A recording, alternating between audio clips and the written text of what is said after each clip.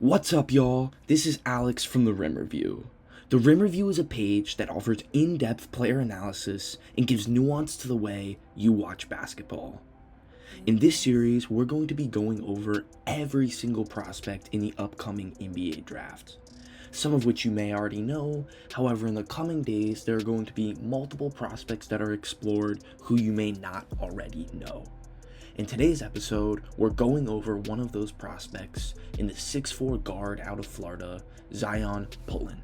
When looking at Zyon Pullin's offensive game, the number one strength that stands out is his passing, and that is why he is on Scout's big boards. Pullin had a 3.61 assist to turnover ratio, and he did a great job making flashy passes, simple reads, and avoiding turnovers. Secondly, and definitely emphasis on secondly, as his passing is his strength, but he has shown flashes of being a shooter. He did shoot 43% last season, however, it was on an extremely limited volume, and he only shot 2 threes a game, and 22% of his total shots were from behind the arc. Unfortunately, there are a plethora of offensive weaknesses to Zyon Pullin's game. The first of which, and I think is his greatest weakness, is his shot selection, which is extremely poor.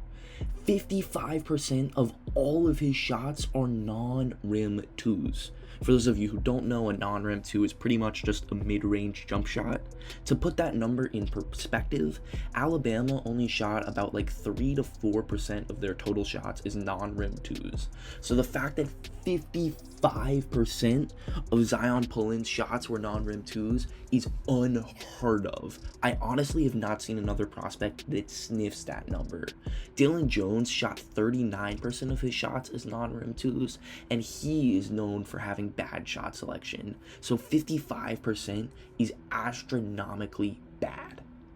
Secondly, he's a very poor finisher at the rim, as sometimes he struggles to gain control and floats up shots while still having all of his momentum going to the basket without the best touch.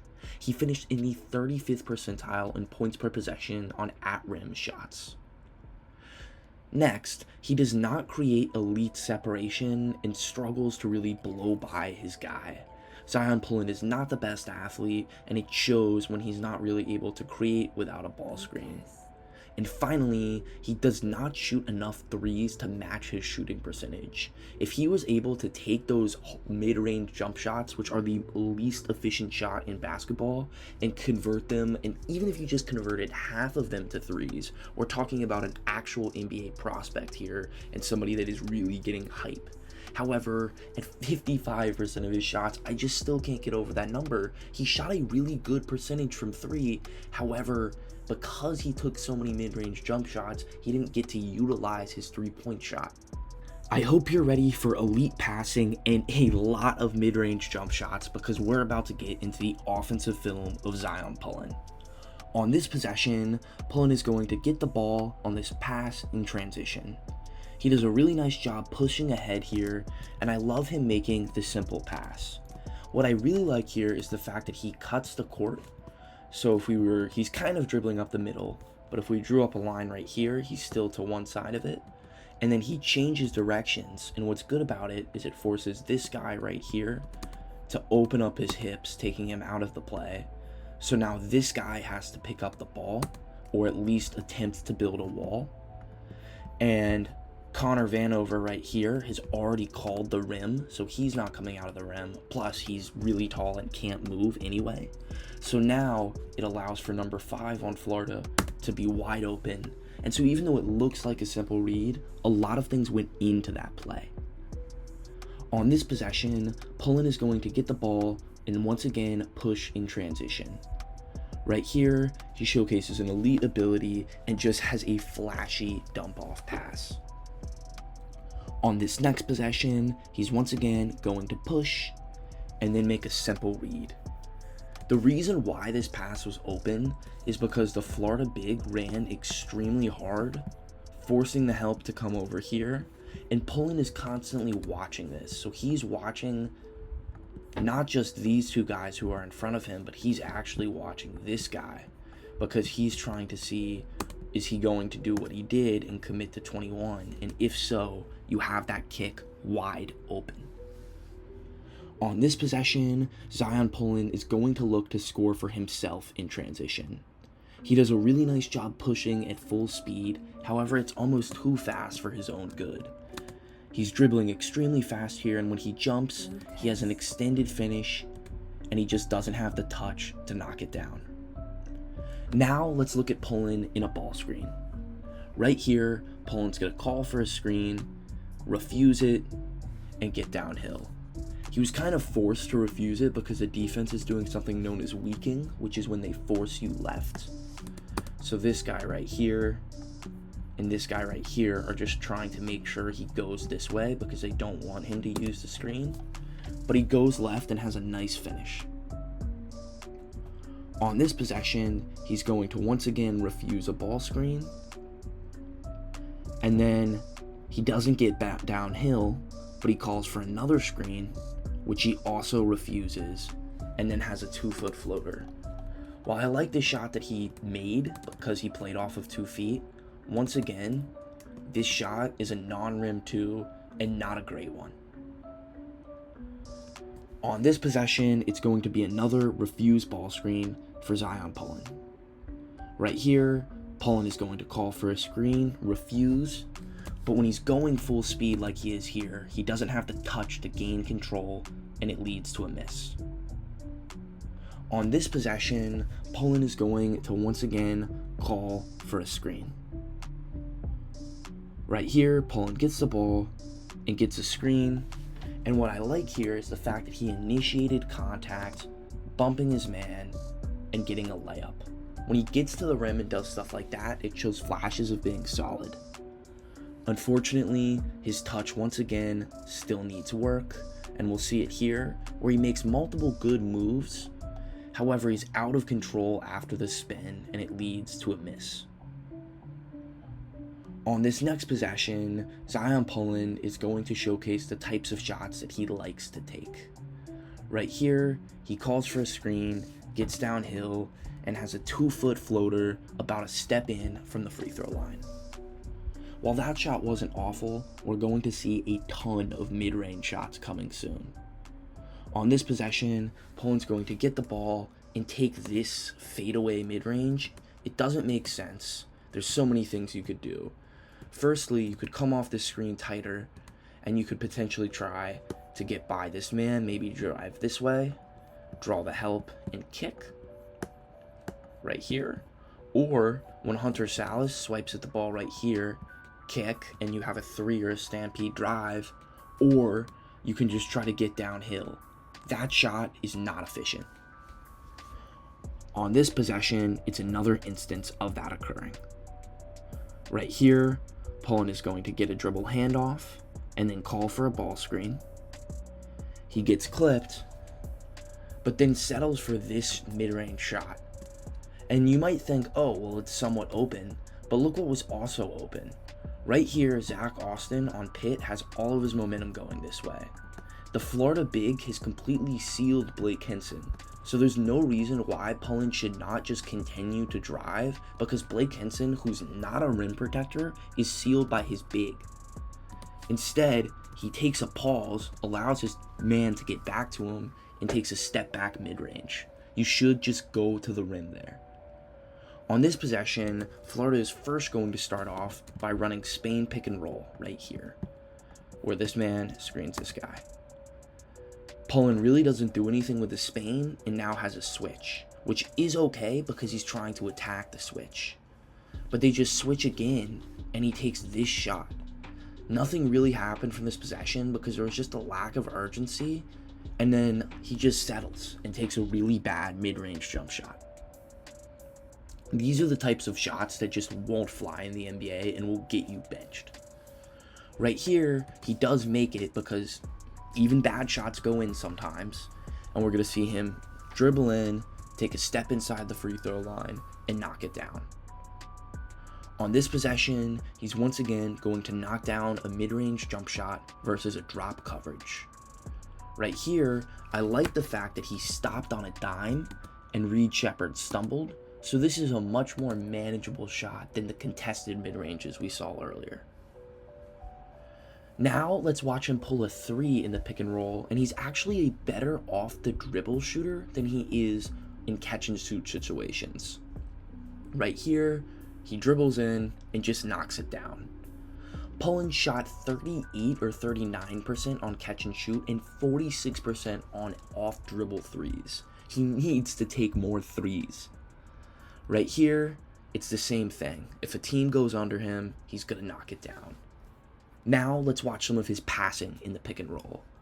Right here, he does an amazing job with a dump off pass. These are the types of reads that are really exciting and why scouts think maybe he could be a backup point guard in the future. Right here, Pullin's going to call for the ball, and he makes an amazing read to a cutter. On this next possession, Pullin is going to get the ball in a screen situation. Pullin gets it here, and Georgia's going to put 2 on the ball, so they're being really aggressive. So Pullin initially might be overwhelmed, but he keeps his dribble alive, and then look at that lob pass, just great instincts. On this play, Pullin is once again going to call for a ball screen. Pullin gets it, he probes his man, and then makes a really awesome pass for an easy layup. For those of y'all who don't know, probing is this dribble right here when you're just trying to keep this guy in front of you, and it's kind of in between a probe and a snake right there. On this possession, Zyon Pullin is going to get the ball in an isolation setting. He drives and is able to get by Reed Shepherd to score. He didn't really do much here, but he just had a quick change of pace and was able to knock down a layup. On this possession, Zyon Pullin is going to attack a switch. Right here, he has a mismatch, gets downhill, and has a 2-foot floater to score. It took him a lot of dribbles to get there, but he did knock it down. Right here in isolation, he changes pace, which is great, and it gets him by Rob Dillingham right here. However, he isn't fully able to accelerate and settles for a contested non-rim 2. That's really bad. On this possession, Zyon Pullin once again doesn't have the best of shot selections. He gets a switch right here, and then dribbles in, and decides to force this shot up. There's 7 seconds left on the shot clock. There's so much more you could do. That's not the look. Now let's watch a little bit of Pullin in just a half-court spot-up situations. Right here, Pullin's going to drive, make an awesome skip pass, then relocate back to the corner and knock down a 3. Like I said, on a limited sample size, he can shoot. Right here, on an offensive rebound 3, he knocks it down. Unfortunately, because he doesn't shoot that much, there are games where he doesn't knock them down, especially in spot-up situations where he could be cold at times. He catches a wide open 3 there, but it doesn't fall. As I mentioned earlier, and I want to emphasize again, he is better shooting off the dribble than in catch and shoot situations, which is unlike most players. And the same thing happened right there. Now let's watch Pullin attack closeouts. Right here, on an ORB kick, he pump fakes, but then once again gets into his floater. This time it was wide open and I don't hate it. Right here, he does another good job attacking a closeout by getting downhill and looking to get to the rim. Right here, he gets the ball, rips through, takes kind of an awkward floater as he takes it a little early, but I don't hate this shot a ton. On this possession, he's going to do a really nice job doing something that I call going from good to great. And when I said I call, every commentator calls it that. As you saw right here, he had a good look, but he made it a great look by making the extra pass. Unfortunately, there are times where Pullin makes some really bad decisions, and this possession is an example of that. Right here, Pullin is going to catch the ball, but he makes an extra pass, which I don't hate. Then he gets it here, and the pass wasn't great, but he should still take a 3. You can get set, there's 2.8 seconds on the clock, knock it down. Instead, he hesitates and takes this shot. I honestly do not care that that went in. You should never pass up a catch and shoot 3 for an off the dribble contested long 2. That makes absolutely 0 sense. Now that we've talked about Zyon Pullin's offensive game, let's move on and discuss him defensively. When looking at Pullin defensively, 2 strengths stand out. The first of which is that he hustles and is almost always the first guy to the floor, and he makes a lot of winning plays. He's willing to dive for loose balls, he's willing to be gritty, get down, compete, and he wants to win, which is good to see. Secondly, he has shown flashes of being a really good and engaged driving line defender. When I say flashes, I do want to emphasize flashes because players such as Mark Sears absolutely destroyed him in isolation and made him look like a lot less of a reliable driving line defender. However, I think most scouts are going to project him to be a pretty good driving line defender in his NBA career. Unfortunately, there are still some pretty big defensive weaknesses that Pullin is going to have to work to overcome. The first of which is his screen navigation, as he is very frequently clipped on ball screens. This leads to switches being forced that don't necessarily want to occur, and it can just lead to him being out of the play. Secondly, and what I think is extremely important, is the fact that he is not an amazing athlete. He had some really slow times at the G League Combine, putting him around the likes of players such as Keyshawn George. He wasn't that bad, but he was really bad athletically. Finally, he's not a very good communicator, and it led to multiple defensive miscues that I saw in the clips that I watched. While defensive miscues might not always be on him, when I see so many, it makes me think that he needs to work on his talking on the defense. Now, let's get into the film and watch Pullin defensively. On this possession, Pullin is going to showcase his chops off the ball and how he can fight. Right here, Baylor's going to have a screen, and then they're looking to hit Yves Missi. Pullin comes over, reaches for it, and is then the first guy to the floor to get a steal. On this possession, it's another instance of Pullin being the first one to take the leap. Right here, Pullin is playing off the ball. However, when he sees the ball get loose right here, he makes an amazing dive at it, and he's being competitive. I love to see these types of plays. Right here, as this dribble handoff occurs, Pullin just outfights his man. He gets his arm in here and makes it impossible for this dribble handoff to occur, and it becomes a steal. On this possession, Zyon Pullin is going to be in a mismatch as he has to guard a bigger player in Blake Henson. But Pullin guards him, bodies up, stays in front of him, and it leads to a turnover. On this possession, it's another instance of good driving line flashes. He starts off. When Mark Sears tries to drive again, he stays in front of him, and he gets a block. Unfortunately, there's still a lot of times where he's out-muscled in driving line spots. On this possession, Pullin is trying once again, however, he just gets beat. He completely opens up, and he's not really contesting anything right here. He's kind of almost to the side of his man, and it leads to an easy layup. On this clip, he's going to get bumped, and it's going to remind you that at times, he just gets beat. I hate saying that, and he got lucky that that layup was missed. On this possession, it's another instance of Mark Sears beating Zyon Pullin. Right here, Pullin is just getting pushed around, and he has multiple inches on Sears. This should not be happening. Right here, once again, in another game, Sears is going to give him the work. Zyon Pullin is trying to drive here, but he's not really impacting anything. He's just kind of going next to his defender, to his man. He's not actually defending anything. On this play, he once again gets beat by a refuse and gives up an easy layup. This clip I hate to see because it's a flash of bad effort. Right here, he gets clipped just barely by this screen, immediately gives up a switch, and just gives up on the play. Right here, he's going to get clipped in another ball screen, and it leads to a three-pointer. I like him being engaged right here. However, he gets clipped, and then when he's trying to recover, he's leaning, and it leads to a bucket.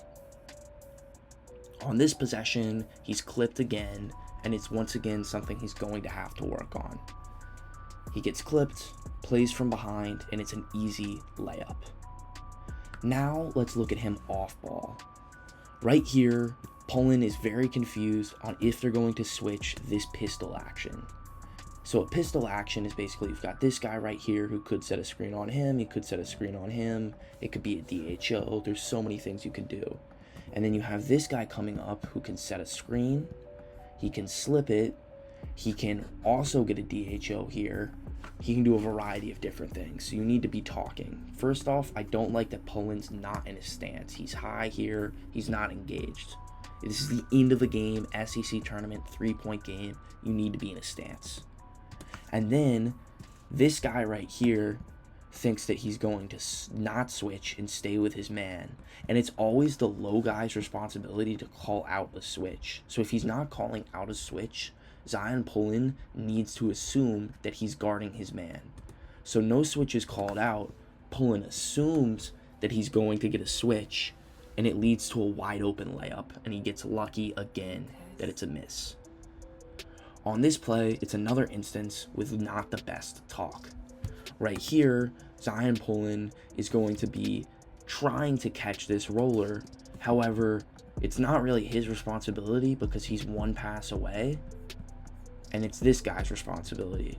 So this guy's already here, and he's already clearly coming, and Pullin still takes another step and doesn't come out until the pass was thrown to the corner, and he gets lucky.